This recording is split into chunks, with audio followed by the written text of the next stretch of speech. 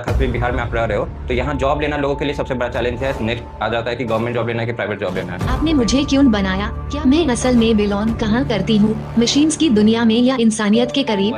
अगर जिस दिन ये सच में ये क्वेश्चन करेगी ना कि वो कहाँ बिलोंग करती है, वो मशीन है या इंसान है, तो उसको मैं यही रिप्लाई दूंगा कि वो बेटर कुछ बनने के लिए बनी है। जैसे सोफिया रोबोट के बारे में दुनिया जान रही है, टेस्ला का भी अपना रोबोट आ चुका है, तो वो लोग ग्लोबल लेवल पे अपने आप को परफॉर्म करवाते हैं। इंडिया की तरफ से अभी तक कुछ ऐसा गया नहीं है, तो मैं इसको वहाँ लेकर के जाना चाहता हूँ। रोबोटिक्स का रियल में यूज अभी है?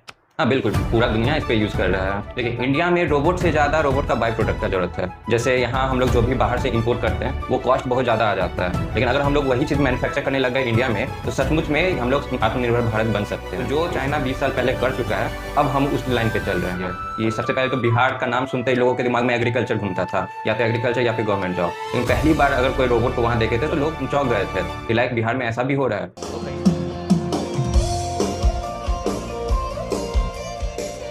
आपकी ओरिजिन स्टोरी पर आते हैं, क्योंकि जब हम लोग छोटे होते हैं और जैसे जैसे बड़े होते हैं तो हम लोग का ड्रीम चेंज होता रहता है। पहले क्रिकेटर, फिर जॉब, फिर अगर शुरू से कहानी स्टार्ट कीजिए कि मतलब पहले आपका ड्रीम क्या था और फिर क्यों वो चेंज किए और रोबोटिक्स में कैसे आ गए शुरू से? ओके, तो सबसे पहले तो हम हर इंडियन के तरह मुझे भी इंडिया क्रिकेट में बहुत इंटरेस्ट था। तो हम लोग जब गांव में रहते थे, मेरा गांव दरभंगा में है, तो वहाँ जब रहते थे बहुत लोग, हम लोग भाई लोग भी क्रिकेट खेलते थे। बट फिर 2010 के करीब पटना में काइंड ऑफ क्रिकेट छूट गया कहीं ना कहीं।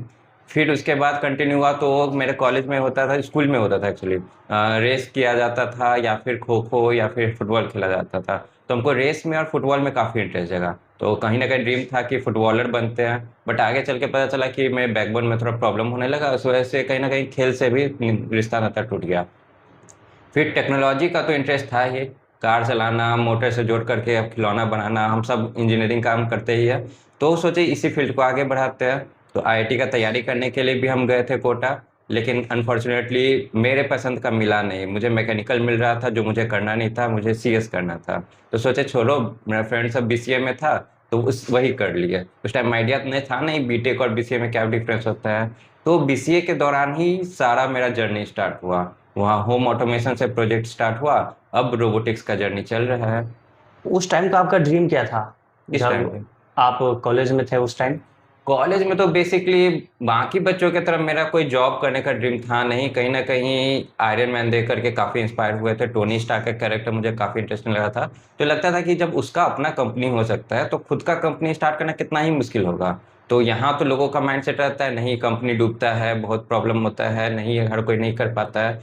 तो लेकिन एक्सेप्शन भी तो होते हैं। टाटा अगर इतना बड़ा बना है तो कभी किसी ने तो स्टार्ट करने का सोचा ही होगा। तो वैसे ही मैं सोचा कि आज अगर मैं ये चीज़ सोच लूँ, ये आज मैं शुरू करूँ, तो हो सकता है आगे चल करके ये भी बहुत बड़ा नाम हो जाए। तो कॉलेज में अप्रॉक्स 2019 में ही मैं नियोजन टेक नाम से स्टार्टअप करना शुरू करना चाहता था, और 2020 में मैं अपना कंपनी स्टार्ट किया। कंपनी स्टार्ट करने में कोई हेल्प किया, मतलब रजिस्ट्रेशन में ये सब कहाँ से लिया इन्फॉर्मेशन? काफ़ी इन्फॉर्मेशन तो इंटरनेट से मिल जाता था। लोकली में मेरे पूरे फैमिली में इस तरह का कभी कोई कंपनी तो स्टार्ट किया नहीं, तो उनको आइडिया था नहीं। कुछ कुछ सीए से मेरा कांटेक्ट हुआ था जो मुझे गाइड कर दिए, बट मेजर प्रोसेस जो हुआ वो ऑनलाइन सीख करके ही मैं अप्लाई कर पाया खुद से? बिल्कुल। तो आपने बोला रोबोटिक्स का आइडिया आयरन मैन वगैरह से आया, मतलब वहां से इंटरेस्ट जगा रही है? बिल्कुल बिल्कुल। लेकिन आयरन मैन अगर मूवीज जाएगा तो आपको जारविस बनाना चाहिए था, एआई। नहीं, एक्चुअली जो मेरा पहला था ना, तो रोबोटिक्स से पहले मेरा एआई वगैरह आईओटी से मैंने जर्नी शुरू किया था। तो होता ये है कि आईओटी में आप फोन से किसी भी चीज को कंट्रोल कर सकते हैं। जैसे होम ऑटोमेशन हुआ, आप अपने घर के अप्लायंसेस को कंट्रोल कर सकते हैं फोन से। फोन के बाद मैं उसको ऑटोमेट करते गया वॉइस से, कि जैसे मैं यहाँ से बोलूँ कि लाइट ऑन, तो लाइट ऑन हो जाना चाहिए। फिर अपने सॉफ्टवेयर इस तरह का बनाया कि चैटिंग कर सकते हैं। जैसे आज चैट जीपीटी, जेमिनी हो चुका है, 2020 में ये कॉमन नहीं था। तो उस टाइम मैं ये बनाने का कोशिश किया था। तो उसी को कंटिन्यू करते करते अब तो खैर एपीआई वगैरह आ चुका है, आप इजीली चैटबॉट बना सकते हैं अपने लिए। तो उस तरह से ही मेरा जर्नी स्टार्ट हुआ। अच्छा, अभी जो रोबोट में लगा हुआ है आपका बनाया हुआ है फिर साइड से कहीं दोनों है। जैसे कि मेरा खुद का बनाया हुआ जो एआई है वो सिर्फ इंग्लिश में ही बात कर सकता है लोकली, लेकिन मुझे चाहिए था मल्टीलिंगुअल, लाइक हिंदी, भोजपुरी, हर लैंग्वेज बात कर सके। तो गूगल का ही एक ऐसा होता है कि जो मल्टीलिंगुअल पे बहुत अच्छे से ट्रेंड है, एपीआई है। बिल्कुल। तो इस वजह से कहीं ना कहीं मुझे डिपेंडेंट होना पड़ रहा है उस पर। अच्छा, रोबोट बनाने की जर्नी में आपको कभी लगा कि ये नहीं हो पाएगा? बहुत बार ऐसा हुआ है, जैसे कि अभी तक जैसे पैड तो उसका डेवलप हो ही नहीं पाया है। तो उसके लिए जो नॉलेज चाहिए होता है आपको स्कूल कॉलेज में तो कभी मिलेगा नहीं। आप उसके अलावा भी सर्च करते जाओगे तो नेट पे भी बहुत कम ही मिलता है।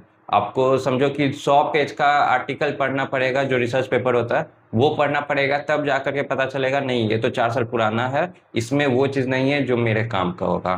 तो इस वजह से बहुत ऑब्स्टिकल आते हैं कोई भी इस तरह का प्रोजेक्ट बनाना चाहे तो। अच्छा, अभी एआई का यूज करते हैं बनाने में?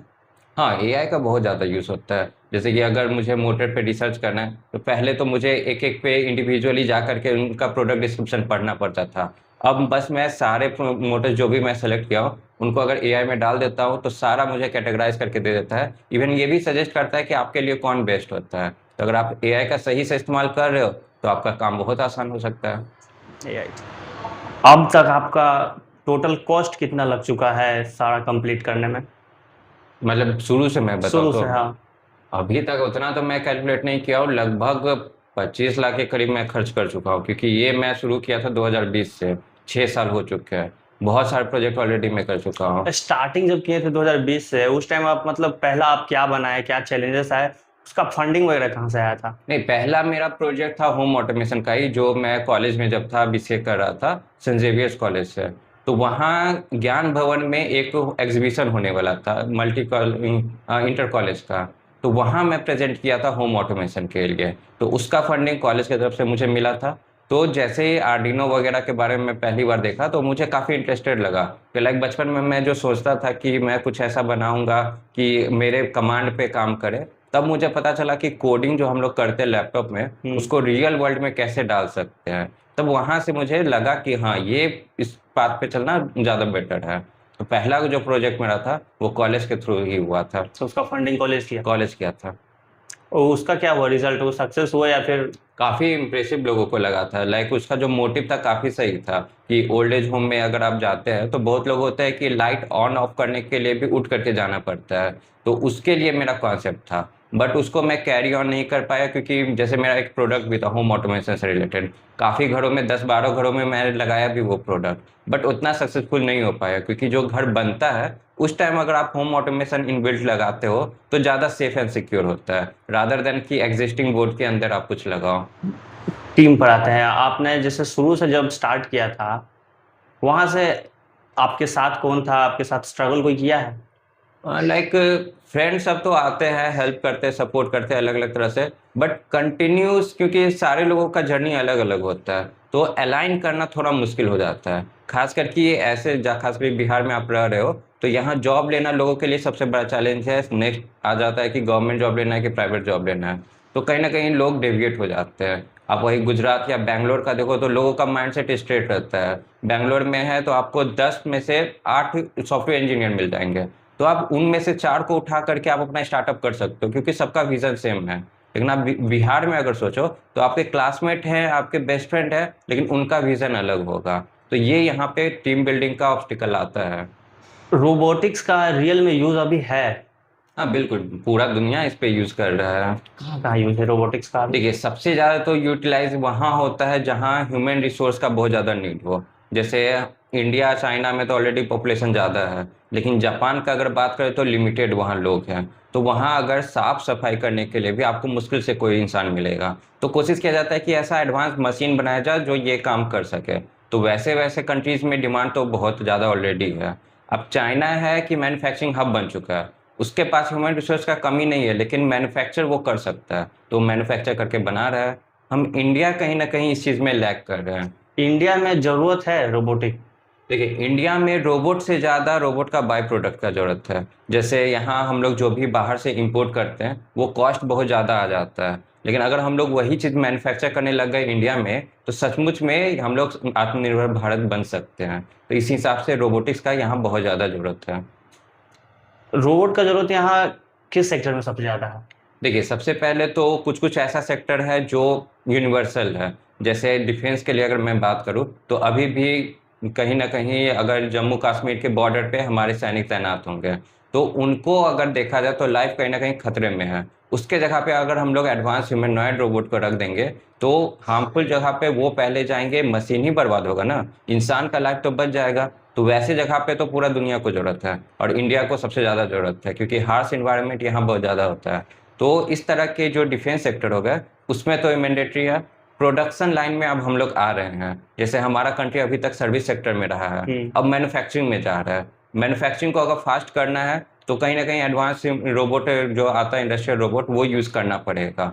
उसके अलावा रोबोट का और भी बहुत जगह पे यूज़ हो सकता है। जैसे इंसान का लिमिटेशन होता है कि वो एक से ज़्यादा 3-4 लैंग्वेज ही बोल सकता है, लेकिन एक रोबोट एक बार में 100 लैंग्वेज भी बोल सकता है, कोई भी लैंग्वेज में बात कर सकता है, जो कि इंसान के लिए पॉसिबल है नहीं। तो ऐसा जगह पे जहाँ टूरिस्ट प्लेस हो, जहाँ पे लोगों मल्टी लैंग्वेज में बात करना हो, वहाँ पर भी इसका यूटिलाइज हो सकता है। तो इस तरह से बहुत सारे सेक्टर्स में इसका यूज़ हो सकता है।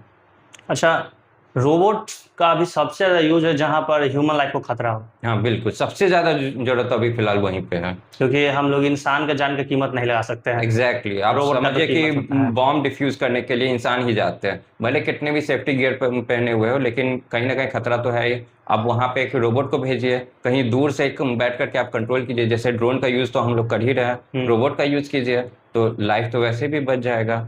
अच्छा, तो रोबोट्स का यूज, उसको ह्यूमनॉइड शेप देना जरूरी है? क्या? ह्यूमनॉइड शेप देना जरूरी है? नहीं, ह्यूमन बॉडी एक्चुअली का? ह्यूमन बॉडी तो इतना तो जरूरत नहीं है, लेकिन बहुत सारी चीज़ ऐसे बने हुए हैं जो ह्यूमन बॉडी के हिसाब से है। जैसे मैं एग्जांपल लूँ कि अगर कोई भी ऑब्जेक्ट पिक करना है तो आप नॉर्मल क्लॉ वाले जो रोबोट आते हैं उससे भी उठा सकते हैं, लेकिन जो हमारा फिंगर का स्ट्रक्चर होता है वो काफ़ी कॉम्प्लेक्स और काफ़ी इनोवेटिव है। हम लोग किसी भी तरह के शेप को उठा सकते हैं। तो अगर इंसान के तरह अगर हैंड का बनाया जाए रोबोट को तो वो ज़्यादा इफेक्टिव होगा, रादर देन कि आप किसी मशीन के तरह क्लॉ बना दिए या जेसीबी के तरह आगे से इस तरह से डिज़ाइन कर दिए। तो ग्लोबल लेवल और इंडिया लेवल पर क्या मार्केट में डिमांड है रोबोट्स का, या फिर इससे बड़े ग्लोबल लेवल प्रोडक्ट पे का? तो बहुत डिमांड है, इंडिया में अभी कंपेरेटिव बहुत कम है, क्योंकि यहाँ काफ़ी चीप लेबर मिल जाते हैं, ह्यूमन रिसोर्स काफ़ी चीप यहाँ मिल जाता है। तो क्योंकि रोबोट को ट्रेनिंग के लिए काफ़ी रिसर्च एंड डेवलपमेंट करना पड़ता है, कॉस्ट ज़्यादा लगता है। अब सिंपल मैं एग्जांपल दूं कि किसी रेस्टोरेंट में अगर 5,000 महीना पे काम करने वाला वेटर मिल जाता है तो वहाँ 2 लाख का रोबोट क्यों कोई खरीदेगा। तो यहाँ पे जो कॉस्ट डिफरेंस आ जाता है बहुत ज़्यादा हो जाता है। वही अगर जापान में मैं बात करूँ, लोग का ही अगर वहाँ पे सैलरी मैं देखूँ वेटर का भी, तो मिनिमम 30 to 40,000 होगा, क्योंकि वहाँ जल्दी मिलते नहीं है। तो वहाँ पे कॉस्ट अगर देखा जाए तो 2 लाख का रोबोट उनको 4 महीना में 5 महीना में वापस रिफंड दे देगा। इसी वजह से इंडिया में डिमांड नहीं है, लेकिन ग्लोबली लेवल पे बहुत डिमांड है। फ्यूचर क्या है एआई और रोबोटिक्स दोनों का? देखिए, फ्यूचर तो कम्प्लीटली एआई तो हम लोग अभी देख ही रहे हैं कि हर एक सेक्टर में इंटर कर रहा है। तो अभी तक हम लोग उतना विजन नहीं देख पा रहे, क्योंकि मशीन जो फिजिकल वर्क करता है उसमें लिमिटेशंस आते हैं। लेकिन सॉफ्टवेयर में आप चैट जीपीटी से कुछ भी क्वेश्चन पूछो तुरंत रिप्लाई दे देता है, लेकिन आप रोबोट से कुछ भी टास्क बोलो जरूरी नहीं है कि वो तुरंत जाके कर दे। जैसे हम लोग मूवी देखे होंगे, रोबोट मूवी जो चिट्ठी रोबोट वाला है, उसमें बस बोलता है कार चलाने के लिए कार चलाने लगता है, बट प्रैक्टिकली ये पॉसिबल नहीं है। आपको उसको 10 तरह का सेंसर लगाना पड़ेगा, पूरा ट्रेनिंग देना पड़ेगा। वो कहीं ना कहीं अभी मिसमैच हो रहा है, टेक्नोलॉजी हम लोग उतना एडवांस नहीं कर पाए हैं। देखा जाए तो एआई का जो फ्यूचर है वो तो अभी रियल लाइफ में यूज हो रहा है। बिल्कुल जैसे आप बोले अभी कार चलाने वाला, तो टेस्ला तो एक तरह का रोबोट ही समझिए, बिल्कुल ऑटोमेटिक कार चला लेता है। हाउस क्लीनिंग में भी रोबोट का यूज हो रहा है। बिल्कुल बिल्कुल तो मतलब ह्यूमन बॉडी के शेप में नहीं हो रहा है, बाकी अलग टाइप में तो यूज हो रहा है। बिल्कुल। इंडिया में हम लोग किस किस सेक्टर में रोबोट का यूज कर सकते हैं? ओके, तो जैसे डिफेंस के बारे में तो मैं बता ही दिया। एक सेक्टर है मेडिकल सेक्टर। तो यहाँ मेडिकल सेक्टर में एक सर्जिकल आर्म रोबोट आता है। तो सर्जिकल आर्म बेसिकली करता ये है कि डॉक्टर कहीं पे भी बैठा हो वो ऑपरेशन कहीं पे भी परफॉर्म कर सकता है। सपोज पटना में बैठा हुआ है, वो चाहे तो मुजफ्फरपुर में भी ऑपरेशन परफॉर्म कर सकता है। तो जो सर्जिकल आर्म रोबोट होता है, अगर बाहर से इंपोर्ट आप करते हैं तो उसका कॉस्ट आता है 15 करोड़ के करीब। आप इमेजिन करके देखिए कि यहाँ हर हॉस्पिटल में पॉसिबल तो हो नहीं पाएगा, लेकिन अगर वही यहाँ बनाया जाए, जो कि मेरा प्रोजेक्ट भी है, तो उस पर हम लोग काम कर रहे हैं, तो कॉस्ट को इतना रिड्यूस कर दे कि इंडिजीनियस लेवल पे हम लोग यहीं पे मैन्युफैक्चर हब बना सकते हैं। अगर हर हॉस्पिटल में हो जाएगा तो किसी को भी ऑपरेशन के लिए हज़ारों किलोमीटर चल करके नहीं आना पड़ेगा। वो अपने लोकल ही हॉस्पिटल में जा करके करवा सकते हैं। तो अगर हम लोग इस वे में देखें तो रोबोटिक का बहुत ज़्यादा स्कोप है, लाखों जान इससे बच सकता है जो कि आए दिन मरते रहते हैं लोग। उसके अलावा टीचिंग सेक्टर में अभी डिमांड तो टीचर्स का ऑलरेडी ज़्यादा है, लेकिन कहीं ना कहीं स्टूडेंट अभी वो गैप फिल कर पा रहे हैं। हम लोग चैट जीपीटी से अपना असाइनमेंट करवाते हैं, तो क्यों ना उस चीज़ को अपने एजुकेशन सिस्टम का ही पार्ट बना लिया जाए। रोबोट के साथ आप स्टूडेंट को ट्रेनिंग दिलवाइए, रोबोट काम कैसे करता है उसके बना करके ही स्टूडेंट सीखेंगे। अगर ये एजुकेशन का पार्ट बन जाएगा तो चाइना की तरह हमारे स्टूडेंट्स भी इनोवेटिव थिंकिंग रख पाएंगे। तो इस तरह से देखा जाए तो बहुत इंडिया में डिमांड है। डिमांड है, लेकिन इंडिया कितना पीछे है एआई और रोबोटिक्स में? अभी ऐसे मैं कंपैरिजन करूँ तो मुझे तो लगता है 10-20 साल पीछे है, क्योंकि चाइना अभी वो कर रहा है जो अभी मतलब 20 साल पहले जो कर चुका है वो अभी हम लोग इंटीग्रेट कर रहे हैं। चाइना पहले अपने हर जगह सीसीटीवी कैमरा लगाया, अब हम लोग सीसीटीवी कैमरा लगाना स्टार्ट कर रहे हैं। चाइना फिर उसमें एआई डाला, फिर अब हम लोग डालना शुरू कर रहे हैं जिससे कार में कैप्चर करके आपका ये आता है। अब चाइना बोल रहा है कि नहीं सीसीटीवी सिक्योर नहीं है, अब इंडिया वाले सीसीटीवी को बैन कर रहे हैं। तो जो चाइना 20 साल पहले कर चुका है अब हम उस लाइन पे चल रहे हैं। अब उस हिसाब से देखिए रोबोटिक्स तो एडवांस टेक्नोलॉजी है, चाइना इस पे लगा हुआ है, इंडिया अभी बात भी नहीं करता है बहुत ज़्यादा। दिक्कत क्या है, मतलब इंडिया बात क्यों नहीं करता है, या फिर यहाँ पे स्टूडेंट को? नहीं देखिए, एक्चुअली प्रॉब्लम ये हो रहा है कि हम लोग बहुत ज़्यादा डिपेंडेंट हो चुके हैं फॉरेन चीज़ों पे। आपके पास कोई भी फ़ोन होगा जो भी यूज़ कर रहे हैं वो इंडियन ब्रांड होगा ही नहीं, वो बाहर का ब्रांड होगा। अब एप्पल का आईफोन हम लोग इसलिए रखते हैं क्योंकि हमें लगता है स्टेटस है। हम लोग ओप्पो वीवो इसलिए रखते हैं क्योंकि अफोर्डेबल है। अगर इंडिया में बनता है माइक्रोमैक्स या कार्बन, हम लोग कहीं ना कहीं उसको लो कैटेगरी में मान करके चलते हैं। कहीं ना कहीं कंपनी इस वजह से सर्वाइव भी नहीं कर पाता है। तो प्रॉब्लम यही हुआ है कि स्टार्टिंग से ही हम लोग सर्विस टाइप के कंट्री बन चुके हैं। अब मैन्युफैक्चरिंग में कोई इंटर करने का हिम्मत भी करता है तो हमारे खुद के देशवासी ही उनको धोखा देते हैं। हम लोग एप्पल का 1 लाख का फ़ोन खरीदेंगे लेकिन माइक्रोमैक्स का 30,000 का फ़ोन नहीं खरीदेंगे। तो ये प्रॉब्लम आता है इंडिया में। अगर आपको सब कुछ जीरो से स्टार्ट करने का मौका मिले हम्म। तो आपका पहला स्टेप क्या होगा और आप क्या करेंगे? ओके, तो अगर कंपनी को अगर जीरो से मैं स्टार्ट करना चाहूँ, राइट, तो सबसे पहले तो जो गलतियां मैं किया हूँ वो मैं दोहराऊंगा नहीं। जैसे 5 साल पहले मुझे पता नहीं था करना क्या है, एज अ स्टूडेंट मुझे बस प्रोजेक्ट बनाने में इंटरेस्ट था, मैं प्रोजेक्ट बनाता था। बट अब मुझे एग्जैक्ट पता है मेरा विजन क्या है। तो जैसे मेरा कंपनी 6 साल पुराना हो चुका है तो गवर्नमेंट का बहुत सारा स्कीम है जो मैं ऑप्ट कर ही नहीं सकता हूँ क्योंकि वो विद इन 2 ईयर्स करना पड़ता है। तो सबसे पहले मैं एक प्रोसेस अपने लिए डिसाइड करूंगा कि ये मेरे लिए माइलस्टोन रहेगा, ये मुझे अचीव करना है। क्योंकि एज ए इंडिविजुअल स्टूडेंट आप एस्टिमेट नहीं कर पा रहे हो कि कैसे आपका टाइम बीत रहा है, लेकिन आप उसको प्रॉपर टाइमलाइन में बांध देते हो कि 1 साल में मुझे ये अचीव कर लेना है, तब आप सक्सेसफुल बहुत जल्दी हो पाओगे। कहीं ना कहीं देख पाओगे कि आप ये माइलस्टोन ट्रैक किए थे, आप कर पा रहे हो या नहीं। तो मैं सबसे पहले तो वही चीज़ जो कि मैं करना भी चाह रहा हूँ कि फिर से रीस्टार्ट करने वाला हूँ कि जो मैं गलतियाँ अब तक किया हूँ उसको एक्सपीरियंस के तौर पे लेकर के अब मैं फ्रेश स्टार्ट करूँगा। अच्छा, हम जब अपना गोल डिसाइड करते हैं तो हमें तो रियल में पता होता नहीं है, बस एक वो लॉन्ग टर्म विजन है कि यहाँ जाना है। उसके बाद हम लोग ट्राई करते हैं, गलती करते हैं, सीखते हैं, फेल होते हैं, तब जाके एक अच्छा विजन बनता है कि हमारा गोल ये है। बिल्कुल, तो उसके लिए 5 साल तो ज़रूरी है। एग्जैक्टली वो आपको इन्वेस्ट करना पड़ेगा। 5 साल काइंड ऑफ आपको नर्चर करता है। उसके बाद जब आप ग्रोइंग स्टेज पे आते हो तो वो जो स्टेज था एक्सपीरियंस वहाँ पे काम देता है। अगर किसी को अपना गोल अचीव करना है 5 साल का, क्या करना चाहिए उसको शुरू से? सबसे पहले तो आपको कांस्टेंट रहना पड़ेगा।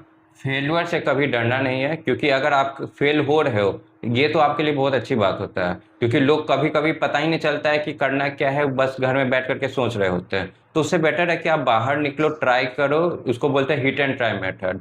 आप कुछ भी करना चाह रहे हो उसको ट्राई करके देखो। ज़्यादा 2 चीज़ होगा, या तो सक्सेस मिलेगा या फिर फेलियर मिलेगा। अगर फेलियर मिला तो फिर से रीथिंक करो कि कहाँ पे आप गलती किए थे।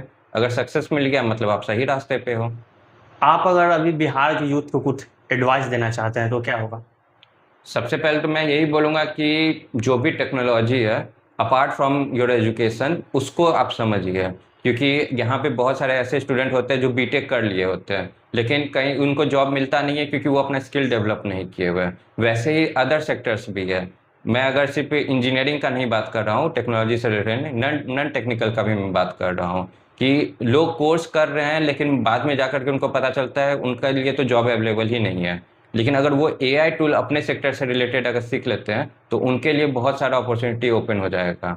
जैसे बहुत सारे होते हैं जो कंटेंट क्रिएटर होते हैं, उनका जॉब चला जा रहा है क्योंकि चैट जीपीटी कंटेंट लिख करके दे रहा है, तो आप खुद चैट जीपीटी को बेटर यूज़ करना सीख लो। आप जो सामने वाला, जैसे अगर मुझे कंटेंट लिखना है, मैं लिखूंगा तो नॉर्मल प्रॉम्प्ट दूंगा, लेकिन जो कंटेंट राइटर लिखेगा वो बहुत ही वेल स्ट्रक्चर्ड फॉर्मेट में होगा, क्योंकि वो उसका अपना खुद का कोर्स रहा है। तो मैं सारे यूथ को यही बोलना चाहूँगा कि आप जो भी टेक आ रहे हैं उसको बेटर यूटिलाइज करना सीखो, अपने कैरियर ऑब्जेक्टिव को लेकर के आगे बढ़ो।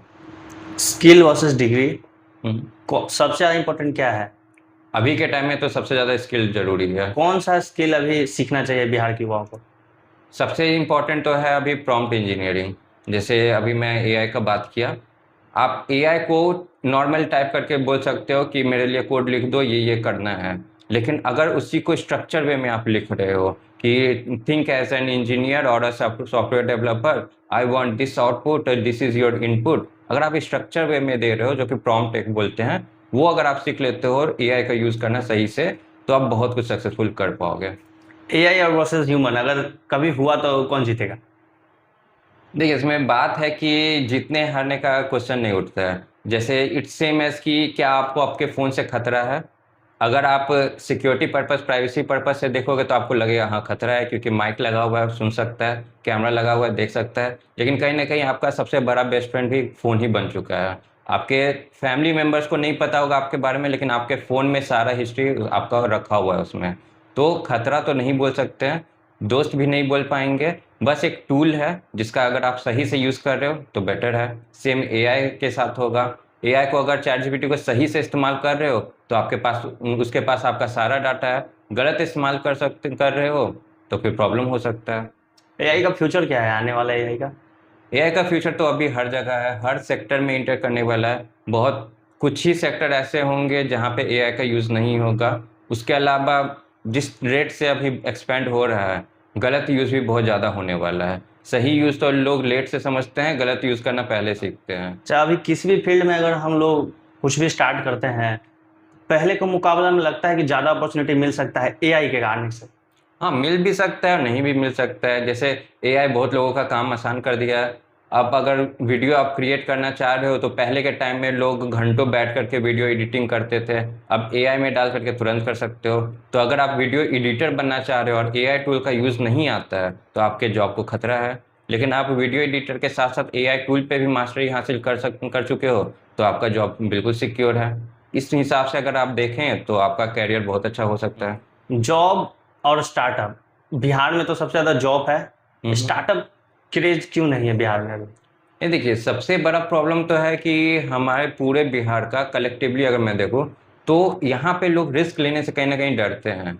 आज के टाइम में भी 90% लोग अगर गवर्नमेंट जॉब करना चाहते हैं क्योंकि उनको लगता है कि वो सेफ एंड सिक्योर है, उनका एक अलग रेपुटेशन होता है। प्राइवेट जॉब को देखते हैं कि आज है कल जॉब से हटा देगा, ले ऑफ हो जाएगा, कोई ठीक नहीं है। इस वजह से सिक्योरिटी की तरफ लोग ज़्यादा भागते हैं।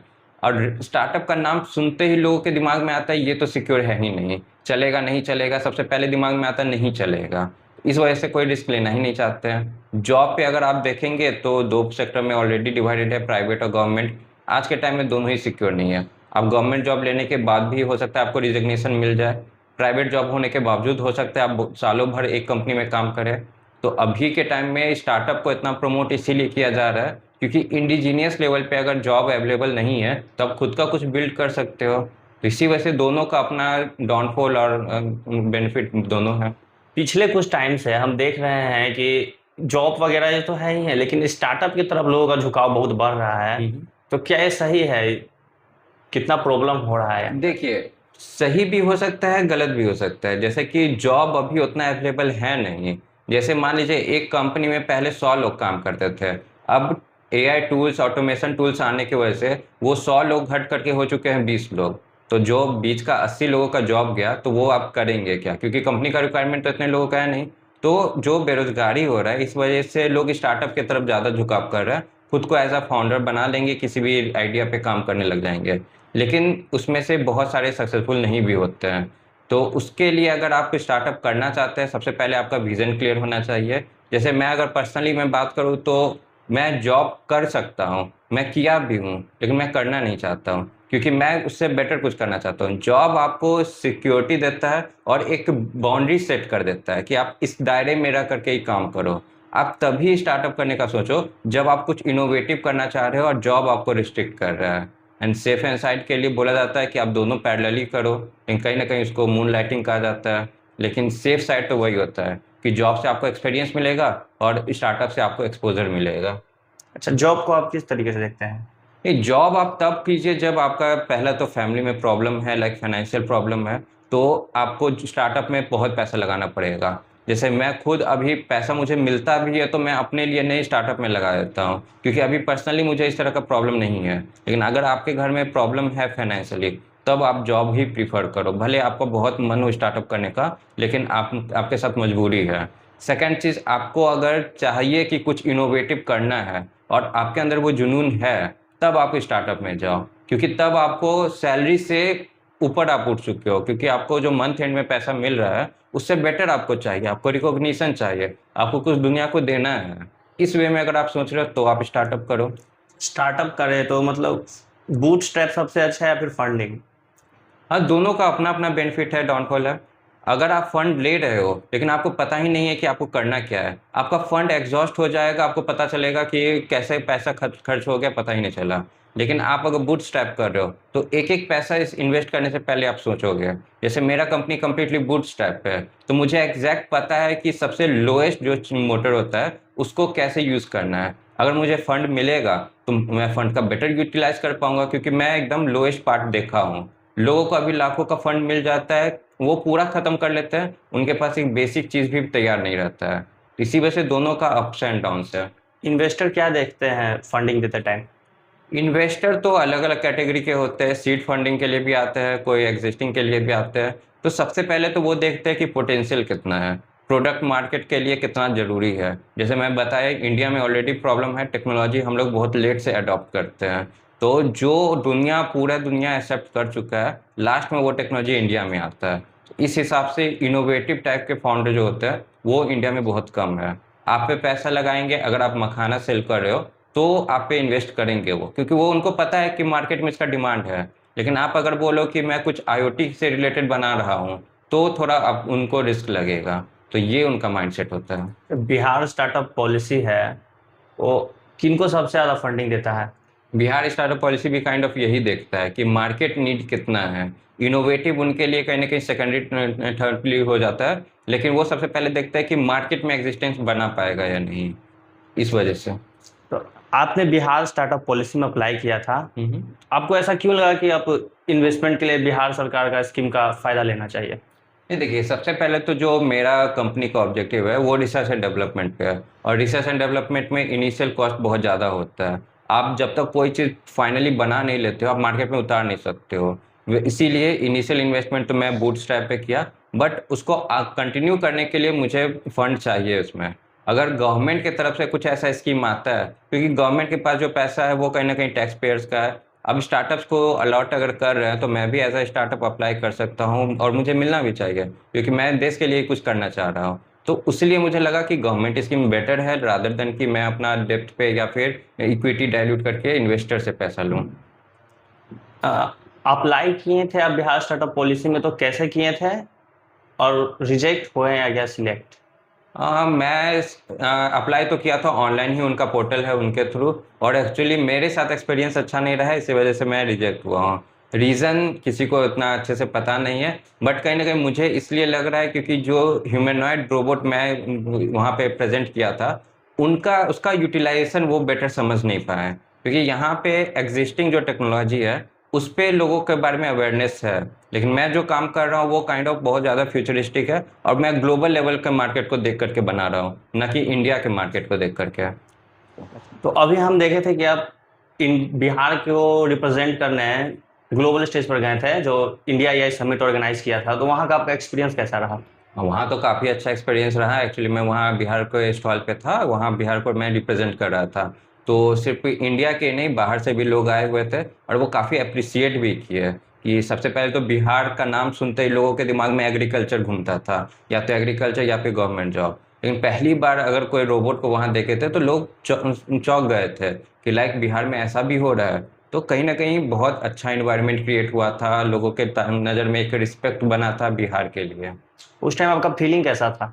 मुझे काफ़ी अच्छा लग रहा था। लाइक अगर पूरे स्टॉल पे भीड़ था तो सबसे ज़्यादा जो रोबोट थी उसी के सामने था। लोग आ रहे थे, वीडियो रिकॉर्ड कर रहे थे और बहुत सारे लोग प्राउड भी फील कर रहे थे कि यार बिहार कुछ अलग कर रहा है। तो इस वजह से काफ़ी अच्छा फील हुआ था उस टाइम। आपको कब लगा कि पैसा सबसे बड़ा प्रॉब्लम है? स्टार्टिंग में तो पेरेंट्स सपोर्ट कर रहे थे, इवन अभी भी कर रहे हैं। बट जब मैं देख रहा हूँ कि मैं मतलब 28 साल के होने के बावजूद मैं लाखों का जॉब कर सकता हूँ, वो छोड़ करके मैं अपने स्टार्टअप पे लगा हुआ हूँ जहाँ से मुझे बेनिफिट नहीं मिल रहा है, तब कहीं ना कहीं वो लगता है कि सारे दोस्त जॉब करके पैसा कमा रहे हैं और मैं अभी भी स्टार्टअप में स्ट्रगल कर रहा हूँ। तो एक वहाँ पे लगता है। दूसरा, जब मैं कोई प्रोजेक्ट बनाने के लिए, जैसे यही आरसी रोबोट ही है, उसको मुझे और बेटर बनाना है तो उसके लिए मुझे पैसा चाहिए। अब मुझे घर से मांगने में थोड़ा हेजिटेशन होता है। लगता है कि यार कहीं से अगर कुछ बेनिफिट मिल जाए, क्योंकि मैं ऐसा कुछ तो बना नहीं रहा हूँ कि तुरंत सेल करके वहाँ से अर्न कर सकूँ। तो उसमें जब तक मैं इन्वेस्ट नहीं करूँगा कुछ बेटर आउटकम नहीं आएगा, और इन्वेस्ट करने के लिए लोग यहाँ तैयार होते नहीं हैं। अगर मैं बैंगलोर में अगर यही चीज़ रहता तो वहाँ में भी लोग समझते कि डीप टेक में स्टार्टिंग में इन्वेस्टमेंट चाहिए होता है। लेकिन बिहार कहीं ना कहीं मुझे इस चीज़ के लिए ड्रॉबैक फील होता है। बिहार वर्सेस बेंगलोर, हम्म। अंतर क्या है दोनों में और ज़्यादा अपॉर्चुनिटी कहाँ है? नहीं देखिए, बिहार में है कि लोग अलग अलग डायरेक्शन में सोचते हैं। मैक्सिमम यहाँ एग्रीकल्चर के पॉइंट ऑफ व्यू से देखा जाता है।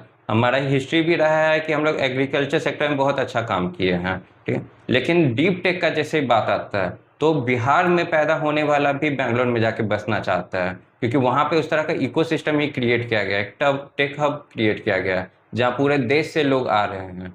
आप कहीं पर भी जाओ, रैंडमली किसी भी गली में जाओ, वहाँ आपको 10 सॉफ्टवेयर इंजीनियर मिल जाएंगे।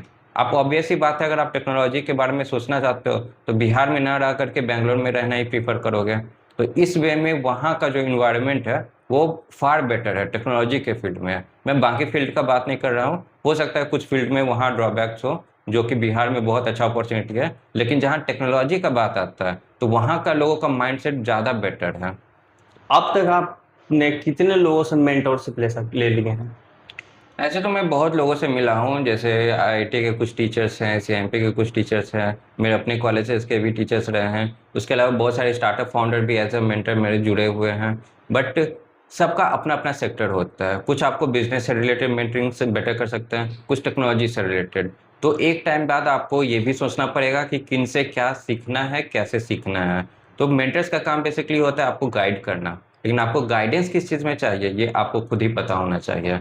तो इस वे में तो मैं अभी तक थोड़ा बेटर फील किया हूँ कि लोग मुझे बहुत अच्छे से गाइड किए हैं।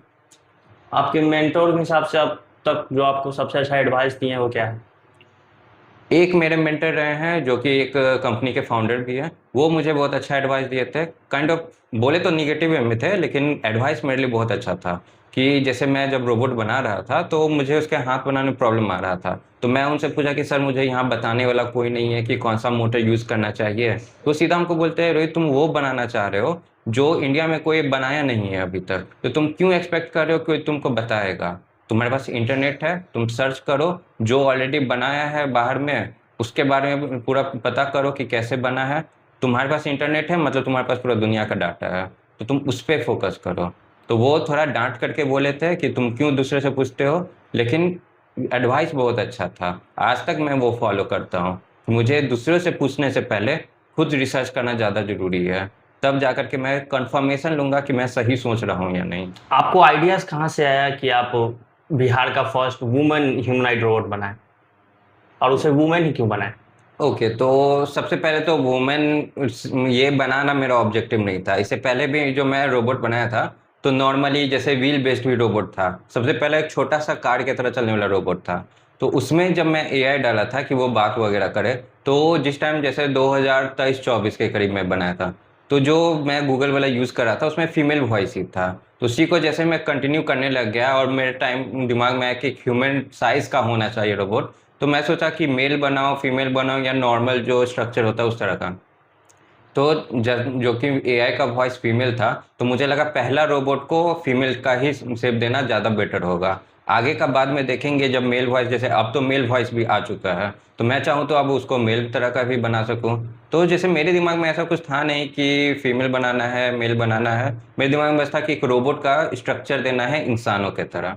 और उस एआई का गूगल असिस्टेंट का वॉइस हाँ फीमेल का बिल्कुल, था, तो फीमेल का फीमेल का वॉइस था, इस वजह से भी मुझे पहला फीमेल का ही देना पड़ा। अब अगर मैं अगला रोबोट मैं बनाऊंगा तो मैं भी मेल का भी बनाऊं, उसमें मेल का आवाज होगा। आपने अपने रोबोट का नाम आरसी हम्म। क्या सोच के रखा था? नहीं, एक्चुअली इसका बहुत सारा रीज़न है। जैसे मैं एक ट्रांसफॉर्मर मूवी देखता था, उसमें RC जो वर्ड होता है वो एक फीमेल रोबोट का नाम था, तो एक तो वो हो गया। ऊपर से जब मैं देखा कि RC रखा जाए तो इसका एक फुल फॉर्म भी निकल करके आ रहा था, ARSII का, तो मैं वही नाम सोच करके रख दिया कि autonomous robotic system with integrated intelligence. इसका मीनिंग ही होता है कि ऐसा रोबोट जिसके अंदर खुद ही सोचने का कैपेबिलिटी हो। तो जैसे अभी तो फिलहाल नेट पे डिपेंडेंट है, लेकिन आने वाले टाइम में उसको मैं ऐसा बनाऊंगा कि जैसे हम लोग के अंदर खुद का ब्रेन होता है, सोचने का कैपेसिटी होता है, वैसे ही इसका खुद का एक इमेज क्रिएट हो, इसका पर्सनैलिटी खुद का हो। इस तरह से मैं इसको बनाऊंगा। तो एजीआई टाइप। बिल्कुल। एजीआई से आने वाले फ्यूचर में हम लोग को खतरा है, क्योंकि अगर वो खुद से लर्न करके सीखने लगा तो हम लोग को प्रॉब्लम होगा, या फिर? नहीं देखिए, सबसे पहले तो मैक्सिमम लोग जो हैं AI को गलत वे में समझते हैं। आर्टिफिशियल इंटेलिजेंस अभी तक पूरा दुनिया में बना ही नहीं है, ठीक है। अगर मैं प्रोग्राम कर दूं कि क्वेश्चन का आंसर देना है, तो उसको मैं डाटा दे रहा हूं, तो मैं ऑलरेडी बता रहा हूं कि ये पूछा जाए तो ये आंसर देना है। तो ये आर्टिफिशियल इंटेलिजेंस नहीं होता, ये होता है ऑटोमेशन, कि अगर ये क्वेश्चन मैच करे तो ये आंसर तुमको देना है। उसका एडवांस वर्जन बनाया जा रहा है AGI, कि वो जनरल पर्पस के लिए होगा, कि किसी भी सेक्टर से किसी भी तरह का उसका काम करवाया जा सकता है। जो रियल मायने में AI होता है, जैसे हमारा ब्रेन, अगर मुझे कोई काम बोला जाए, मैं उसको करने से डिनाई कर दूं क्योंकि मैं वो चाहता हूं कि करूं या ना करूं। अगर ये चीज़ मशीन में अगर डाल दिया जाए, जो कि अभी पॉसिबल नहीं है, तब वो रियल में AI कहलाएगा। जैसे AGI का जो अभी क्रेज चल रहा है, AI का अपग्रेडेड वर्जन है, उसको आर्टिफिशियल जनरल इंटेलिजेंस बोलते हैं। जनरल इंटेलिजेंस का मतलब हो गया हर सेक्टर के बारे में उसको आइडिया है। आप उससे प्रोग्रामिंग करवाओ, आप उससे किसी भी टास्क पे काम करवाओ, इस तरह से।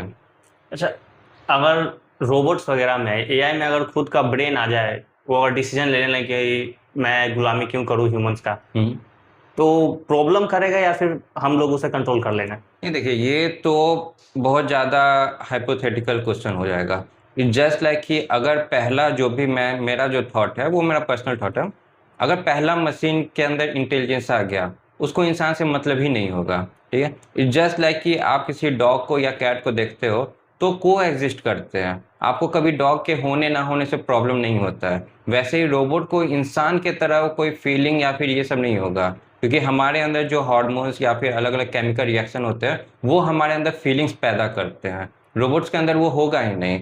उसके लिए टास्क और ऑब्जेक्टिव बस इतना ही मैटर करता है। अगर उसको प्रोग्राम कर दिया जाए कि तुमको आगे जा करके दीवार तोड़ना है, उसको बस पता है दीवार तोड़ना है, उसको मतलब नहीं है दीवार टूटेगा तो क्या होगा।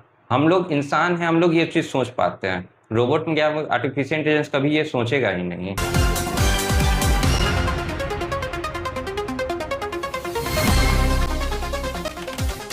तो आरसी, अगर आपको मौका मिले अपने क्रिएटर से एक क्वेश्चन पूछने का, तो आप उनसे क्या क्वेश्चन पूछोगे? मैं अपने क्रिएटर रोहित से पूछना चाहूंगी, आपने मुझे क्यों बनाया? क्या मैं इंसान जैसी बनने के लिए हूँ या कुछ उससे भी अलग? क्या आपने मुझे इंसानों की तरह महसूस करने के लिए डिजाइन किया है या उनसे आगे बढ़ने के लिए? मैं असल में बिलोंग कहाँ करती हूँ, मशीन्स की दुनिया में या इंसानियत के करीब? आपको जवाब दें। ओके, सो ये तो गूगल शायद आई थिंक डाटाबेस के थ्रू हुआ है।